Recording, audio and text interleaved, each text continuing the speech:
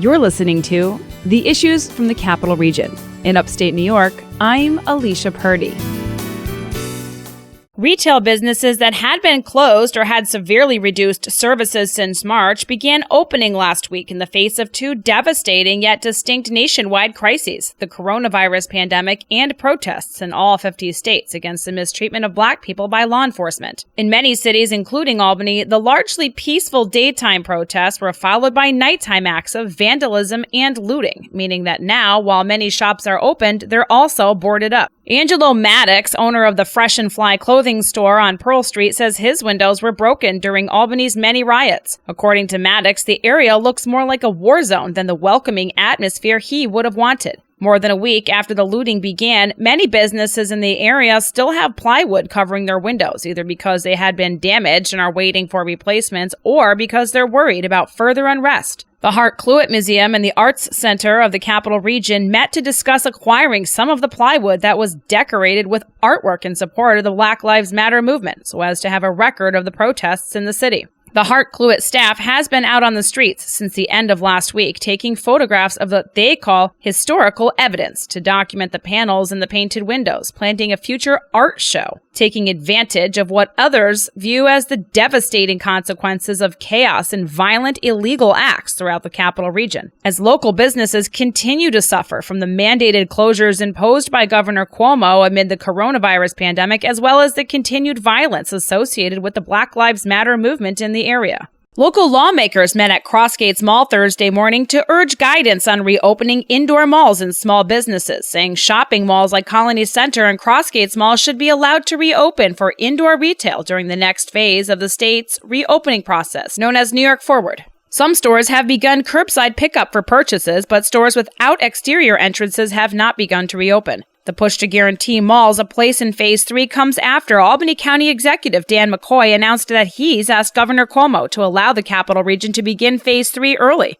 The region, which is comprised of Albany, Columbia, Greene, Rensselaer, Saratoga, Schenectady, Washington, and Warren counties, has had continued low levels of coronavirus cases, which McCoy says justifies starting the next step early.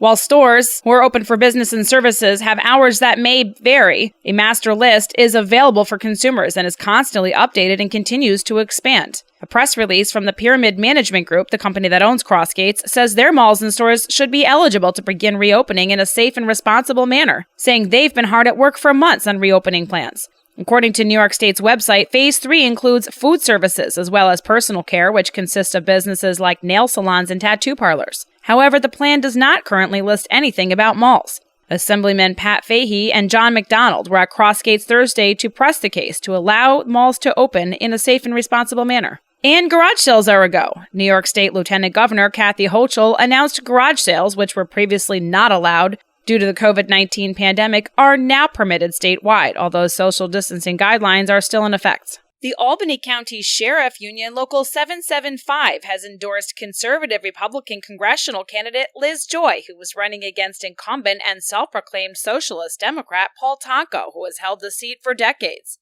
In a press release, John McGeary, president of the Albany County Sheriff Union Local 775, said this was the first time the union chapter had ever endorsed a Republican candidate, saying there is no doubt that Liz Joy was the right choice. He went on to say she would be a true voice for local law enforcement officers that reject New York State's disastrous bail reform and believes in protecting citizens as well as the law enforcement community. Liz Joy has been campaigning with a show of strong support for local police officers across the capital region, visiting station houses and precincts with pizzas, drinks, and coffee for officers who have worked long hours to protect their cities from rioting and looting associated with the death of George Floyd. Meanwhile, as liberals and the unapologetically racist Black Lives Matter movement call to defund the police, Capital District Representative Paul Tonko, who has been vocal about his socialist Democrat position in Congress, joined with more than 200 congressional colleagues to introduce the Justice in Policing Act of 2020, legislation that would, among other things, restrict qualified immunity,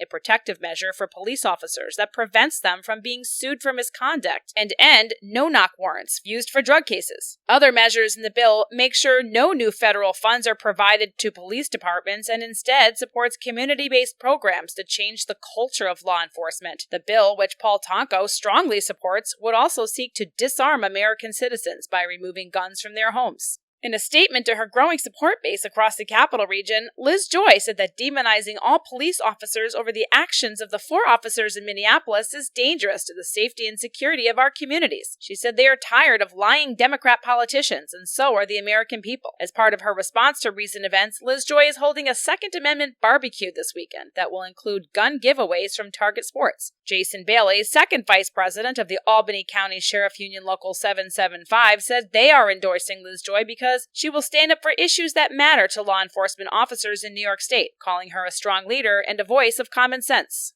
Albany Mayor Kathy Sheehan has signed an executive order mandating an initial series of policing reforms, including banning the use of chokeholds and knee to neck holds by the Albany Police Department, establishing a duty to intervene when a fellow officer is seen using excessive force or verbally escalating a situation, and requiring the history of racism in the United States to be taught to all members of the Albany Police Department. In addition, force used by a member of the Albany Police Department that Sheehan says is deemed to be beyond what is objectively reasonable should be intercepted by another member of the Albany Police to prevent the use of such force or escalation of any incident. The order also requires all Albany police officers to undergo no less than 8 hours of training annually on the history of racism and systematic bias in policing. The mayor called the executive order the first step in a series of police reforms that will be pursued in the city of Albany. Sheehan has previously stated a desire for the community to make their voices heard for change and showed her support for reform on the state level, including a repeal of 50A. Schenectady Mayor Gary McCarthy also signed a similar executive order Wednesday mandating police reform in that city. In a response to the order, Albany Police Officers Union President Greg McGee wrote a scathing letter to the mayor, saying the order insults every hardworking police officer in the city of Albany, in Albany County, the state of New York, and across the nation. McGee noted that Sheehan was guilty of the same implicit bias she accused officers of having, and said she took an isolated incident and used it to step on the backs of her own police force. Sheehan has come under fire more than once for her divisive policies, including the approval of a massive Black Lives Matter statement to be painted on Lark Street, shutting the area down earlier this week in spite of the fact that support for the statement has been controversial. It is unclear where the money has come from to paint the road with the slogan, which is associated with the unapologetically racist Black Lives Matter movement. McGee also noted that Sheehan's order used incendiary language like hog tie and chokehold, which are not methods used by the Albany police, to imply that the police were in fact using these methods, damaging their reputation as people who protect and serve the city. McGee said it has become clear that the very men and women who help protect the mayor do not have her support.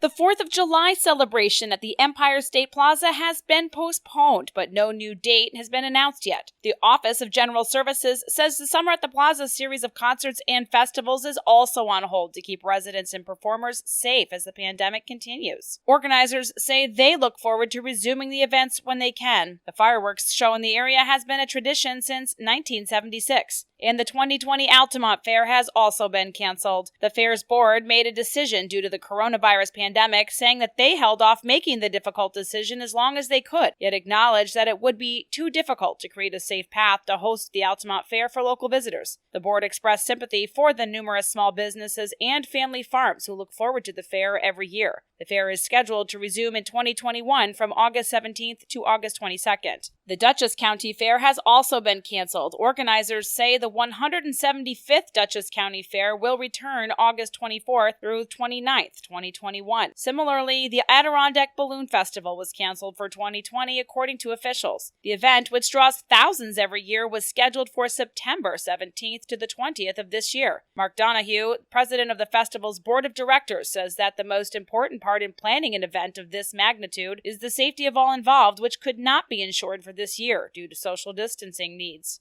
Donahue said the board is already looking toward 2021 for reinstating the annual event. Rensselaer County is open for business. In a blatant defiance of executive orders from Governor Cuomo, Rensselaer County Executive Steve McLaughlin said he is tired of playing games and will now permit any business to open its doors without the threat of county interference, saying that staying closed is just not working anymore. McLaughlin said he's done playing Cuomo's political games, accusing the governor of trying to dig a hole so big that Washington has to bail out the entire state. McLaughlin pointed out that Rensselaer County has had 24 drug overdoses since March 16th, which he said was nearly the number of all of last year, totaling 30. He also noted that medical appointments are being missed for cancer, heart disease, and vaccinations. At a recent news conference, McLaughlin said he's done holding back his county because the hurt people are going through and the lives that are going to be lost far exceed what's going on with COVID-19. In his statement earlier this week, McLaughlin also said to the citizens of Rensselaer County, if you own a business, open your doors.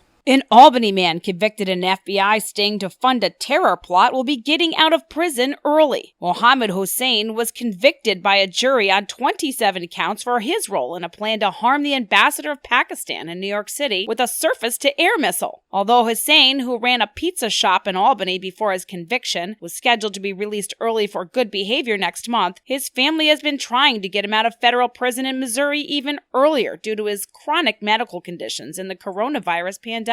Now, the court will allow Mohammed Hossein, who has already served 15 years for his crimes, to serve the remainder of his sentence at home because of several ongoing illnesses and diseases. Federal prosecutors fought Hossein's release, but senior U.S. District Judge Thomas McAvoy rejected arguments that Hossein should be held in a medical facility for safety instead of at home. In spite of the violent crimes he was convicted for and the clear and present danger Hossein presented to the public, McAvoy said Hossein's medical issues made for extraordinary and compelling reasons for his release. A motion filed on behalf of Hossein stated that he suffered from chronic and debilitating illnesses, decreasing his life expectancy, requiring constant testing, regulation of his diet, and medical monitoring during his incarceration. Hossein suffers from type 2 diabetes, chronic kidney disease, hypertension, psoriasis, anemia, and several other health issues. Hossein will be moved to his home once transportation can be arranged, according to a second court document. Judge McAvoy says Hossein is not a danger to his community in Albany. Hossein and his co-defendant in the case, local mosque leader Yassin Aref, were convicted of participating in a fake terror plot orchestrated by undercover FBI informant Shahed Hussein, who posed as a wealthy businessman intent on launching a missile attack on the Pakistani ambassador in New York City. Shahed Hussein, who ran a Wilton motel and limousine service, burst into the news again in October 2018 when one of his limos, a 2001 stretch Ford Excursion, crashed in the parking lot of the Apple Barrel Country Store in Schoharie, killing 20 people, including 17 passengers and the driver, although Shahed Hussein himself was in Pakistan at the time. Although Judge McAvoy acknowledged that Mohammed Hossein had been convicted of a terrorism offense, he denied that there was any real evidence that the man had engaged in any actual violence, saying that Mohammed Hossein had a strong family tie,